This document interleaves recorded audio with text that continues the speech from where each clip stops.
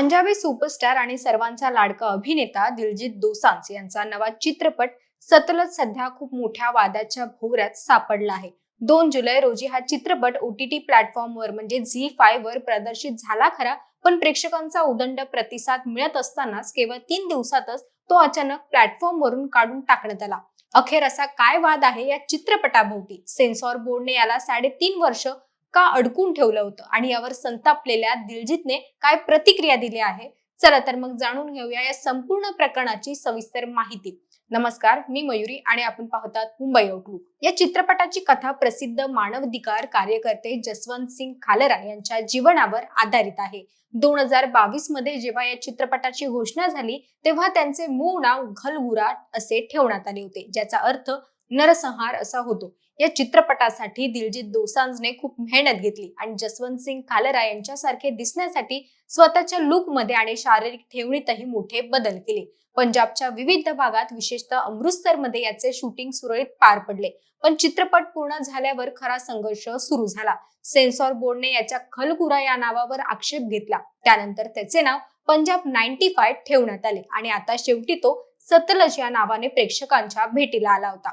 चित्रपटाचे दिग्दर्शक हनी त्रेहान यांनी एका मुलाखतीत सांगितलं होतं की दिलजीतने या चित्रपटाची कथा ऐकताच अवघ्या 45 सेकंदात याला होकार दिला होता. दिग्दर्शकांच्या मते चित्रपट बनवणे त्यांच्यासाठी कठीण नव्हते, पण तो प्रेक्षकांपर्यंत पोहोचवणे हा त्यांच्या आयुष्यातील सर्वात मोठा संघर्ष ठरला.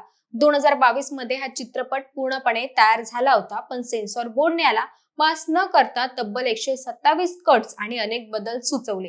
यात काही ऐतिहासिक संदर्भ, ठिकाणे आणि पात्रांची नावं बदलण्यास सांगण्यात आले होते. जवळपास 3.5 वर्ष हा चित्रपट सेन्सॉरच्या कचाट्यात अडकून राहिला.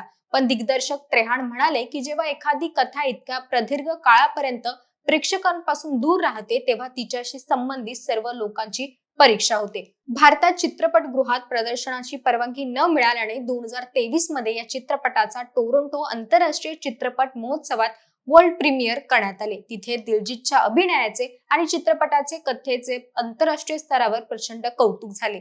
त्यानंतर 7 फेब्रुवारी 2025 ला तो काही निवडक देशांमध्ये प्रदर्शित झाला. अखेर सेन्सॉरच्या जाचातून सुटून कोणत्याही कट शिवाय हा चित्रपट 2 जुलैला झी5 वर प्रदर्शित करण्यात आला.